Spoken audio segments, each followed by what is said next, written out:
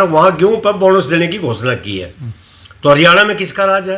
भाजपा का राज है। तो यहाँ के किसान अपेक्षित क्यों है? यहाँ के लिए क्यों नहीं ये बोनस डिक्लेयर कर रहे? पंजाब मजबूत है, प्रबल तरीके से आंदोलन करेंगे और भाजपा के लोगों द्वारा जो इनका आईटी सेल है, जो इस तरह के कार्यकर्ता है, जो दुष्प्रचार कर रहे हैं गांव-गांव में जाकर के, हम उसमें कहते हैं कि आगे किसान नहीं निकल पाए, बहुत सारी इस तरह की व्यवस्था सरकार द्वारा की गई थी। क्या लगता है कि किसान बैठ पाएगा इस बार? नहीं, ये सवाल ये नहीं है कि आगे निकल नहीं पाए, निकल भी जाएंगे, पहले निकले भी हैं। लेकिन ये साबित हो गया शंभू बॉर्डर से, दिल्ली बॉर्डर से जो आंदोलन दो आंदोलन चले, 1 और 2, जो साथियों करनाल से आप देख पा रहे हैं, आगामी 10 तारीख को करनाल के अंदर एक बैठक संयुक्त किसान मोर्चा की ओर से बुलाई गई है और इस बैठक में क्या कुछ फैसले लिए जाएंगे, क्यों ये बैठक बुलाई गई है, तमाम विषयों पर बातचीत करेंगे। भारतीय किसान यूनियन के प्रदेश अध्यक्ष हैं रतन मान जी, वो हमारे साथ हैं, उनसे बातचीत करेंगे कि आगामी 10 अप्रैल को एक बैठक करनाल के अंदर बुलाई गई है और इस बैठक में कौन कौन से मुद्दे रखे जाएंगे और क्यों ये बैठक बुलाई गई है। बातचीत कर लेते हैं। मान साहब, सबसे पहले आपका स्वागत है। और एक बैठक बुलाई गई है आगामी 10 तारीख को, क्या कुछ इस बैठक में रहने वाला है, किन मुद्दों पर चर्चा? बिल्कुल, आपका भी स्वागत है। और संयुक्त किसान मोर्चा हरियाणा की तरफ से वैसे तो टाइम टू टाइम पूरे प्रदेश में बैठकें आयोजित की जाती रहती है। इसी कड़ी में प्रमुख हमारा ये रहेगा कि जो शंभू और खनौरी बॉर्डर पर जो हाल ही में जो बीजेपी ने और भाजपा, इसने अपना आप पार्टी ने मिलकर जो किसानों के आंदोलन को कुचले का व्यंग्य प्रयास किया, बर्बरता की है। तो मैं कहना चाहूँगा कि दोनों पार्टियों ने मिलकर षड्यंत्र किसान आंदोलन के खिलाफ लड़ चुके हैं और वहाँ बहुत सारा सामान आप पार्टी के लोगों ने भी और पुलिस द्वारा भी बरामद नहीं किया गया। बहुत सारी ट्रैक्टर ट्रॉलियाँ आज भी नदारद है वहाँ जो मौके पर थी। हम कहते हैं कि आप सरकार वहाँ एक एक चीज़ की बहुत सारा, वहाँ जनरेटर, ट्रैक्टर ट्रॉली, चारपाई, बहुत सारा सामान था, वो आज उसकी भरपाई स्वयं सरकार करे। ये भी हमारा प्रमुख मुद्दा रहेगा। ये बैठक 10 अप्रैल को करनाल में जो भारतीय किसान यूनियन का प्रादेशिक कार्यालय उसमें आयोजित की जा रही है और ये मुद्दा रहेगा। हाल तक वहाँ क्या घटनाक्रम है, हमारे नेता कुछ रिहा हो चुके जैसे मैं बता चुका हूँ, वो सारा उसके ऊपर भी चर्चा होगी। और दूसरा प्रमुख मुद्दा हमारा ये भी है कि जहाँ भाजपा की मध्य प्रदेश में, राजस्थान में, कई जगह इनकी सरकार है, वहाँ गेहूं पर बोनस देने की घोषणा की है। तो हरियाणा में किसका राज है? भाजपा का राज है। तो यहाँ के किसान अपेक्षित क्यों है? यहाँ के लिए क्यों नहीं ये बोनस डिक्लेयर कर रहे? पंजाब हरियाणा तो ऐसे 2 राज्य हैं जो पूरे देश के खाद्यान्न में बहुत भारी भागीदारी करते हैं भंडारण में। तो हम ये भी कहते हैं कि 1000 रुपये प्रति क्विंटल यहाँ भी बोनस दिया जाए। ये भी हमारा उसमें चर्चा में यहाँ रहेगा। और आगामी रणनीति की इसमें चर्चा करके रणनीति बढ़ाई जाएगी। और जो केंद्र सरकार ने, जो केंद्र ने भेजा है राष्ट्रीय कृषि मंडीकरण का, विपणन बाजार का एक जो मसौदा जो भेजा गया है, उसके तहत जो मंडियाँ, अनाज मंडियाँ के जो व्यवस्था हरियाणा पंजाब में है, खरीद की बहुत जो सुचारू चलती है, उसको भी इनका ख़त्म करने का प्रयास है। उसके लिए भी क्या आगे रणनीति रहे, किस तरह उसका वो करना है, वो भी रहेगा। हम मुख्यमंत्री के 20 तारीख को, पिछले 20 तारीख को गए हैं कुरुक्षेत्र में, वहाँ भी हमने मेमोरेंडम दिया। तो ये जितने MSP खरीद गारंटी का कानून है, कर्ज मुक्ति का कानून है, ये सभी चीज़ें लेकर के हम चर्चा करेंगे और आगामी आंदोलन की रणनीति तय की जाएगी। शंभू बॉर्डर की, खनौरी बॉर्डर की आप बात कर रहे हैं जी। वहाँ से किसानों को हटाया गया, बहुत सारी इस तरह की वहाँ की जो तस्वीरें हैं वो भी सामने। क्या लगता है भाई, किसान बैठे थे लंबे समय से? देखो, इसमें सबसे पहली बात तो हम ये कहेंगे कि हमें लगता था कि कुछ पार्टियां कुछ हितैषी हो सकती है, आपके प्रति भी इस तरह की एक सोच थी, लेकिन उसका भी चेहरा उजागर हो गया यानी कि कोई भी राजनीतिक दल किसानों का हितैषी नहीं है। ये इस प्रकरण से, इस कांड से, इस जो हुआ है खनौरी पर, उस पर शंभू बॉर्डर पर, यह साबित हो गया कि किसान के हित में कोई पार्टी नहीं है, कोई नेता भी नहीं है।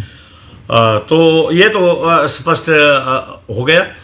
और इसीलिए आज भी विपक्ष की भूमिका किसान संगठन ही निभा रहे हैं।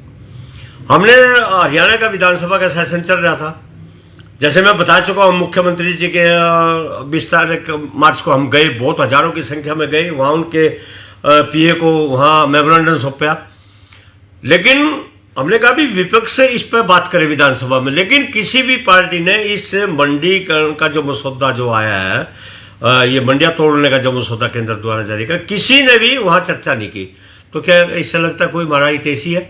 तो ये तो आंदोलन की भी भूमिका और विपक्ष की भी भूमिका किसान संगठनों ने निभानी पड़ रही है।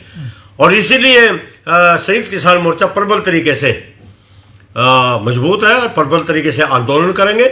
और भाजपा के लोगों द्वारा जो इनका आईटी सेल है, जो इनके जो इस तरह के कार्यकर्ता है, जो दुष्प्रचार कर रहे हैं गांव गांव में जाकर के, हम उसमें कहते हैं कि अब किसान आंदोलन नहीं होगा, किसान आंदोलन तहस नहस हो चुका है, इस तरह का दुष्प्रचार कर रहे। मैं ये भी आपके चैनल के माध्यम से यहाँ से स्पष्ट कर देना चाहता हूँ कि ना तो किसान झुका है, ना टूटा है, ना कोई हमें हताशा हुई है, ना किसी तरह का। ये फसल का टाइम है।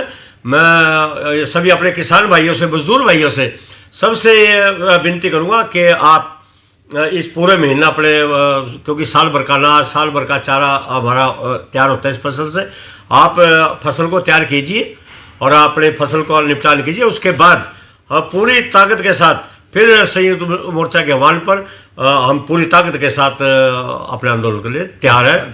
फिर होगा सर? हाँ बिल्कुल होगा, क्यों नहीं होगा। कहाँ जाएंगे? सरकार डंडे मारने की बात करती है, सरकार दुष्प्रचार करती है, और अगर किसान का, कहीं मजदूर का अहित होगा तो चुप कैसे बैठेंगे? बाबा साहब ने, अम्बेडकर जी ने बहुत बड़ी ताकत दी है संविधान में, जिसको ये खत्म करने जा रहे हैं धीरे धीरे। उन्होंने बहुत बड़ी ताकत दी है, उनकी ताकत के साथ प्रबल आंदोलन होगा, पूरी मजबूती के साथ आंदोलन करेंगे। सरकार तो दावा कर रही है कि प्रदेश का जो किसान है वो खुशहाल है, हर तरीके से समृद्ध है। बैंकों में खाते देख लो उनके जाएगा, इनकी जमाबंदी चेक कर लो, सरकार जाएगा किसानों की, उस पर कितनी लाल एंट्री है पता लग जाएगा। तो नहीं, हजारों की तादाद में आत्महत्या करे जिस पर कृषि प्रधान देश में, कुछ हल्दी कहाँ से आ गई? इन्होंने कहा था कि हम आय भी दुगनी कर देंगे, महंगाई दुगनी कर दी।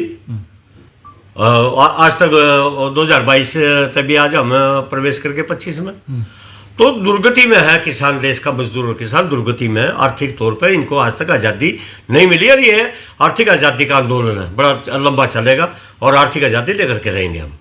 मतलब सरकार भी इस बार सख्ती, शंभू बॉर्डर से आगे किसान नहीं निकल पाए, बहुत सारी इस तरह की व्यवस्था सरकार द्वारा की गई थी। क्या लगता है कि किसान बैठ पाएगा इस बार? नहीं, ये सवाल ये नहीं है कि आगे निकल नहीं पाए, निकल भी जाएंगे, पहले निकले भी हैं। लेकिन ये साबित हो गया शंभू बॉर्डर से, दिल्ली बॉर्डर से जो आंदोलन, दो आंदोलन चले, 1 और 2, जो आंदोलन, ये तो साबित हो गया ना कि सरकार रोकती है, बैरिकेड कौन करता है? दिल्ली सबकी है, दिल्ली सबको अपनी बात कहने का अधिकार है, और दिल्ली की तरफ अपनी बात कहने के लिए जाते तो ये बैरिकेडिंग करके, गोली और बंदूक लगा करके रोकने का प्रयास करते हैं। इस आंदोलन से ये तो हो गया कि सरकार नकम्मी है, रास्ता रोकती है, बदनाम किसान आंदोलन को करती है। तो इस तरह की वो बैरिकेडिंग का जो ये करते हैं गलत है, ये प्रजातांत्रिक तरीके में इस तरह का नहीं होना चाहिए, बात सुननी चाहिए। आज हम भी यही हैं, सरकार भी यही है, बात क्यों नहीं करती सरकार? बात करती है तो मुद्दे की बात नहीं करती। भाई इनसे कोई पूछने वाला हो, जो ये राष्ट्रीय कृषि विपणन बाजार के जो मसौदा लेकर है, भाई हमने डिमांड करी थी, कभी का हमने कोई मेमोरेंडम दिया था। ये कर्ज मुक्ति की बात नहीं करते, ये एमएसपी खरीद गारंटी की कानून की बात नहीं करते ये लोग। ये जो बिजली को प्राइवेट सेक्टर में दे रहे हैं, ये साहूकारों को जो ये दे रहे हैं, इसकी बात नहीं करती है सरकार। यानी कि अभी भी व्यापारियों के, मैं ये नहीं है किसी वर्ग के विरोध हूँ, लेकिन ये साबित करते हैं कि ये पूंजीपतियों की सरकार है। उनको 16.5 लाख इन्होंने करोड़ का कर्जा मतलब माफ कर दिया पूंजीपतियों का। और किसी गरीब की फुट्टी पाई नहीं करी इन्होंने। किसान आंदोलन पे भी मान सब चर्चा करे 10 तारीख को। हाँ जी, हाँ बिल्कुल 10 तारीख को ये सारे इशूज मैंने बारी बारी जो बताए हैं सभी इशूज पर चर्चा होगी। जो हमारी लंबित मांगे हैं उनको और प्रबल तरीके से उठाने के लिए, और जो शंभूगढ़ खनौरी का मैंने जिक्र किया उसके संबंध में भी, और गेहूं पे 1000 रुपये सरकार बोनस देने की मांग को भी, बिजली के भी रेट आजकल में बढ़ने वाले हैं। और मैं समझूंगा कि जो हरियाणा सरकार ने बिजली के बिलों में बढ़ोतरी करने का काम किया, तो मैं समझूंगा कि जो इनका संकल्प पत्र है यह इनकी पहली मांग पूरी करेंगे। ये अपनी मांग लोगों ने नहीं कहती बिजली रेट की, ये एक उपलब्धि के रूप में हम देखेंगे इसको, रेट आने दो इनका, उसमें भी 10 तारीख को एजेंडे में शामिल किया जाएगा। तो ये बढ़ाते हैं, देते हैं किसी को कुछ नहीं, और इसीलिए कि गरीब का आंकड़ा देश में बढ़ता जा रहा है। ये हर रोज दावे करते हैं कि गरीबी घट रही है। 83 करोड़ लोग लाइन में लगकर जिस देश में राशन लेते हो, तो इसका अंदाजा लगाया जा सकता है मेरा देश कितना विकसित है, कितना विकसित की तरफ बढ़ रहे हैं। कहाँ से किसान आ रहे हैं इस बैठक में? ये हमारा जो संयुक्त मोर्चा हरियाणा का है, इसमें हमारे 15-16 सक्रिय किसान संगठन है जो किसानों के लिए आंदोलन करते रहते हैं। उनके सभी 2-2 नुमाइंदे यहाँ इस मीटिंग में पहुँचेंगे और अपनी सभी राय रखें। अभी इन्होंने टेंडर नहीं किए ट्रांसपोर्ट वाले हो गए, आज पहली तारीख होगी, वही होगा जो हर साल होता है। चलो मैं ये भी है कि फसल सिर पे है और 1-2 दिन में, आने वाले दिनों में थोड़ी थोड़ी आनी भी शुरू हो जाएगी और एक ही दम आएगी। ये सारा 10-12 दिन 15 दिन का सीजन होता है, क्योंकि मशीनरी युग है, एकदम से सारा कणक मंडियों में आएगा। और अभी मैं समझता हूँ कई जगह बारदाने भी नहीं पहुँचे हैं, कई इधर खरीद एजेंसियाँ नहीं पहुँच पाई है। और हमने, ये आपने बिल्कुल सही बात पूछी है, हमने सभी जिला अध्यक्षों को संदेश भेज दिया कि निगरानी कमेटी बनाओ, हर मंडिया में अपने कार्यकर्ता जाएं और वहाँ खरीद पर, तोल पर, मोल पर वहाँ ध्यान रखें, किसी किसान को कोई दिक्कत ना आए।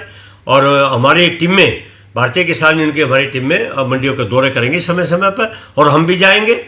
और जहाँ भी किसान का कोई हमें सूचना मिलेगी, किसी मंडी से मिलेगी, तत्पर हमारे कार्यकर्ता इसके लिए तैयार रहेंगे। चलिए, बहुत बहुत शुक्रिया। तो प्रदेश अध्यक्ष रतन मान को आप सुन पा रहे थे। आगामी 10 अप्रैल को करनाल के अंदर किसान एकजुट होंगे और इस बैठक में कई अहम और बड़े फैसले किसान ले सकते हैं। आपकी क्या राय है? वीडियो पर प्रतिक्रिया जरूर दें। बहुत बहुत शुक्रिया।